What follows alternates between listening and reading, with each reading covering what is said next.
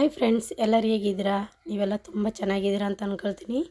ನಾನು ಕೂಡ ತುಂಬ ಚೆನ್ನಾಗಿದ್ದೀನಿ. ಇವತ್ತು ಮಧ್ಯಾಹ್ನದಿಂದ ನಾನು ಬ್ಲಾಗ್ ಸ್ಟಾರ್ಟ್ ಮಾಡಿದ್ದೀನಿ. ಬೆಳಿಗ್ಗೆಯಿಂದನೇ ತುಂಬ ಕೆಲಸ ಇತ್ತು, ಹಾಗಾಗಿ ಬ್ಲಾಗ್ ಮಾಡಲಿಕ್ಕಾಗಲಿಲ್ಲ. ಹಾಗೆ ಮಧ್ಯಾಹ್ನದಿಂದ ಸ್ಟಾರ್ಟ್ ಮಾಡ್ತಾಯಿದ್ದೀನಿ. ಮಧ್ಯಾಹ್ನ ಅಂದರೆ ಒಂದು 12 ಗಂಟೆ 12:30 ಆಗಿದೆ. ಈಗ ಅಡುಗೆಗೆ ರೆಡಿ ಮಾಡ್ಕೊಳ್ತಾ ಇದ್ದೀನಿ. ನಮ್ಮ ಕಡೆ ನೀರು ಬಿಡೋದೇ ಒಂದು ವಾರದ ಮೇಲೆ ಆಗಿದೆ, ಸಿಹಿ ನೀರು ಬಿಡೋದೇ. ನಾವು ಹಿಡಿದಿಟ್ಟ ನೀರೆಲ್ಲ ಖಾಲಿ ಆಯಿತು. ಹಾಗಾಗಿ ನಾವು ಎದುರುಗಡೆ ಮನೆ ಹೊಸ ಮನೆ ಕಟ್ತಾ ಇದ್ದಾರಲ್ವ, ಅವರಲ್ಲಿ ಬೋರ್ ಕಲೆಕ್ಷನ್ ಇದೆ, ಅವರೇ ಕಲೆಕ್ಷನ್ ಕೊಟ್ಕೊಂಡಿದ್ದಾರೆ. ಅಲ್ಲಿಂದ ನಾವು ಸ್ವಲ್ಪ ನೀರೆಲ್ಲ ಅವರೇ ಮೋಟ್ರ್ ಹಾಕಿ ನಮಗೆ ನೀರು ತುಂಬಿಸ್ಕೊಟ್ರು. ಹಾಗೆ ಎಲ್ಲದಕ್ಕೂ ಹಿಡಿದು ತುಂಬಿಸ್ದೆ ನಾನು. ಎಲ್ಲದಕ್ಕೂ ಬೇಕಾಗುತ್ತೆ ಅಂದ್ಕೊಂಡು ಎಲ್ಲ ಹಿಡಿದು ತುಂಬಿಸ್ಬಿಟ್ಟು, ಆಮೇಲೆ ಪಾತ್ರೆ ಎಲ್ಲ ಇತ್ತು, ಅದನ್ನೆಲ್ಲ ಬೆಳಿಗ್ಗೆ ಎಲ್ಲ ಎತ್ತು ಮಡಗಿ ಮನೆಯೆಲ್ಲ ಕ್ಲೀನ್ ಮಾಡಿಬಿಟ್ಟು ಅಷ್ಟ ತನಕನೇ 12:30 ಆಗೋಯ್ತು. ನನ್ನ ಮಗಳಿಗೂ ಹೊಟ್ಟೆ ಹಸಿವು ಸ್ಟಾರ್ಟ್ ಆಯಿತು. ಆವಾಗ ಏನಾದರೂ ಮಾಡಿಕೊಡು ಮಮ್ಮಿ, ಬೇಗ ನನಗೆ ಅಡುಗೆ ಊಟ ಏನಾದ್ರು ಮಾಡಿಕೊಡು, ನಂಗೆ ಹೊಟ್ಟೆ ಹಸಿತದೆ ಅಂತ ಹೇಳ್ತಾಯಿದ್ದಳು. ಅದಕ್ಕೆ ಅವಳಿಗೆ ಒಂದು ಬಿಸ್ಕೆಟ್ ಕೊಟ್ಬಿಟ್ಟು ಬಂದು ನಾನು ಇಲ್ಲಿ ಅಡುಗೆಗೆ ರೆಡಿ ಮಾಡ್ಕೊಳ್ತಾಯಿದ್ದೀನಿ. ಇವತ್ತು ಬಂದು ಟೊಮೆಟೊ ಸಾರು ಮತ್ತು ಆಲೂಗಡ್ಡೆ ಪಲ್ಯ ಮಾಡ್ತಾಯಿದ್ದೀನಿ.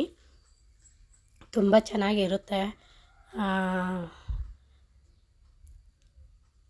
ಆಲೂಗಡ್ಡೆ ಪಲ್ಯ ಮತ್ತು ಟೊಮೆಟೊ ಸಾರು ತುಂಬ ಚೆನ್ನಾಗಿರುತ್ತೆ.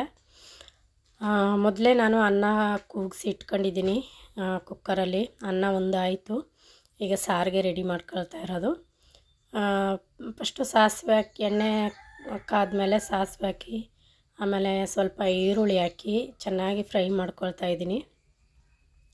ಅದು ಫ್ರೈ ಆಗಿದೆ. ಒಂದೆರಡು ಟೊಮೆಟೊ ಕಟ್ ಮಾಡಿ ಇಟ್ಕೊಂಡಿದ್ದೆ, ಅದನ್ನ ಹಾಕಿ ಚೆನ್ನಾಗಿ ಫ್ರೈ ಮಾಡ್ಕೊಳ್ತಾ ಇದ್ದೀನಿ. ತರಕಾರಿ ಯಾವುದಿಲ್ಲ, ಬೇರೆ ಟೊಮೆಟೊ ಒಂದೇ ಇದೆ.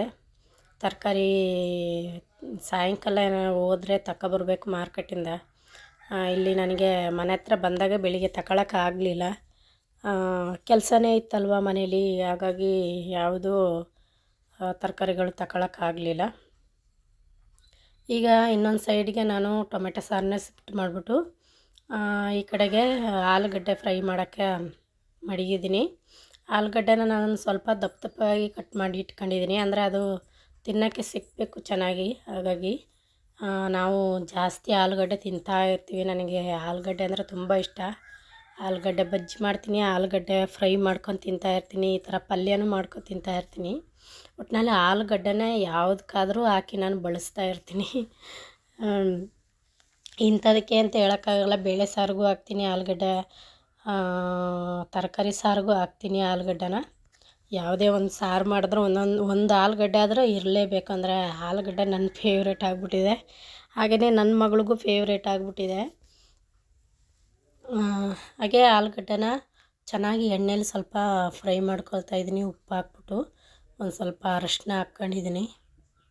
ಇನ್ನೊಂದು ಸೈಡು ಮುಚ್ಚಿ ಮಡಗಿದ್ದೀನಿ. ಅದು ಸ್ವಲ್ಪ ಎಣ್ಣೆಲಿ ಸ್ವಲ್ಪ ಬೆಂದಮೇಲೆ ಆಮೇಲೆ ಸ್ವಲ್ಪ ನೀರು ಹಾಕಿ ಬೇಯಿಸ್ಕೋಬೇಕು. ಇಲ್ಲಿ ಟೊಮೆಟೊನು ಬೆಂದು ಬಂದಿದೆ.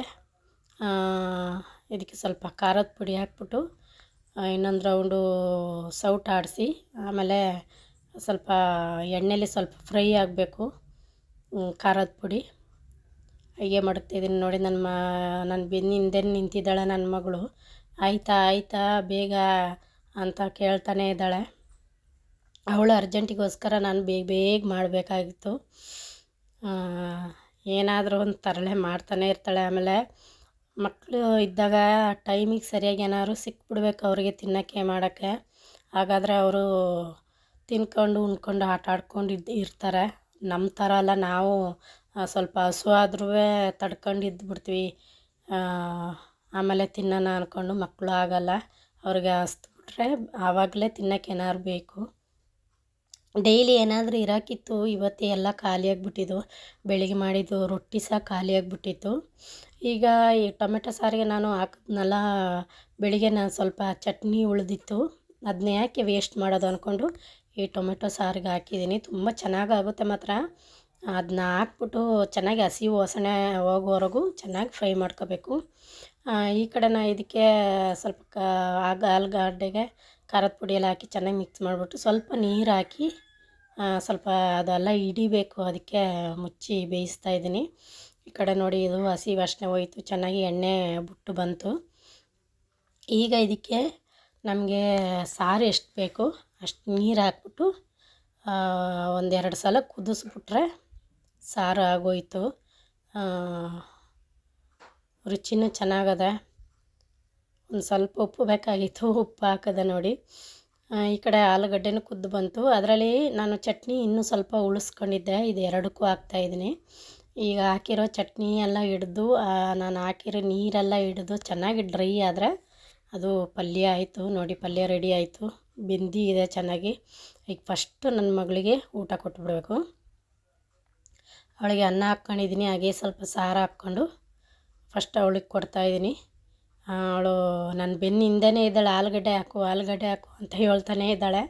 ಅದಕ್ಕೆ ಒಂದು 2-3 ಪೀಸ್ ಆಲೂಗಡ್ಡೆ ಹಾಕ್ತಾಯಿದ್ದೀನಿ. ನಮ್ಮ ಮನೇಲಿ ನಾನು ನನ್ನ ಮಗಳು ಇಬ್ಬರೇ ಆಲೂಗಡ್ಡೆ ತಿನ್ನೋದು ನೋಡಿ. ನನ್ನ ಹಿಂದೆ ನಿಂತಿದ್ದಾಳೆ, ಕೈ ತೊಳ್ಕೊ ಬಂದಿದ್ದೀನಿ ಅಂದ್ಕೊಂಡು ಹೇಳ್ತಾ ನಿಂತಿದ್ದಾಳೆ. ಸ್ವಲ್ಪ ಬಿಸಿ ಇತ್ತು, ಹಾಗಾಗಿ ಅವಳು ಕೆಳಗೆ ಮಡಗ್ಬಿಟ್ಲು. ಬಿಸಿ ಆರಿದ್ಮೇಲೆ ನೋಡಿ ತಿಂತಾ ಕೂತಿದ್ದಾಳೆ. ಹಾಗೆಯೇ ನನಗೂ ಇನ್ನೂ ಏನೋ ನನ್ನ ಟೈಮು ಆಯಿತು, ಹಾಗೆ ನಾನು ಊಟ ಮಾಡ್ಕೊಳ್ಳೋಣ ಅಂದ್ಕೊಂಡು ಅವಳ ಜೊತೆನೇ ಊಟ ಹಾಕ್ಕೊಂಡು ಕೂತ್ಕೊಂಡೆ. ಬೇಗ ಊಟ ಮುಗಿಸ್ಕೊಂಡು ಆಮೇಲೆ ಇಲ್ಲಿ ನೋಡಿ ಅವಳು ನಂದು ಊಟ ಆದ್ರೂ ಅವಳದು ಊಟ ಆಗೇ ಇತ್ತಿಲ್ಲ, ಸ್ವಲ್ಪ ಉಳಿಸಿಟ್ಟಿದ್ದು. ಅವಳೇನು ಗೊತ್ತಾ, ಅನ್ನ ತಿನ್ನೋದು ಸ್ವಲ್ಪ ಲೇಟು. ಈ ರೊಟ್ಟಿ ಚಪಾತಿ ದೋಸೆ ಏನಾದರೂ ಇದ್ದರೆ ಅದನ್ನ ಮುರ್ಕೊಂಡು ತಿನ್ಕೊಬಿಡ್ತಾಳೆ ಬೇಗನೆ. ಅನ್ನ ಮಾತ್ರ ತಿನ್ನೋದು ಸ್ವಲ್ಪ ಲೇಟೇ.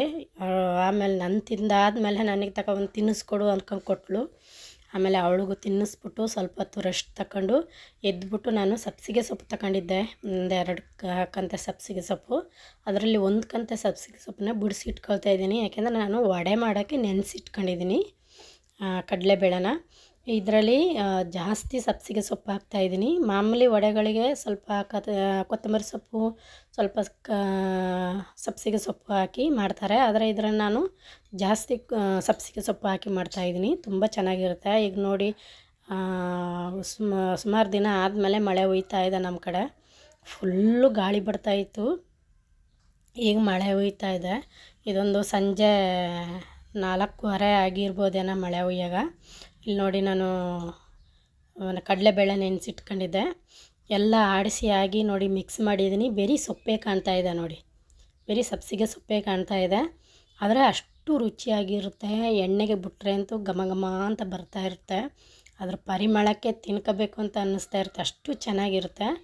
ನಾನು ಇದು ಫಸ್ಟ್ ಟೈಮ್ ಮಾಡೋದಲ್ಲ, ನಾನು 1-2-3 ಸಲ ಮಾಡಿ ಆಮೇಲೆ ನಾನು ಅದನ್ನ ವಿಡಿಯೋದಲ್ಲಿ ನಿಮಗೆ ತಿಳಿಸೋದು.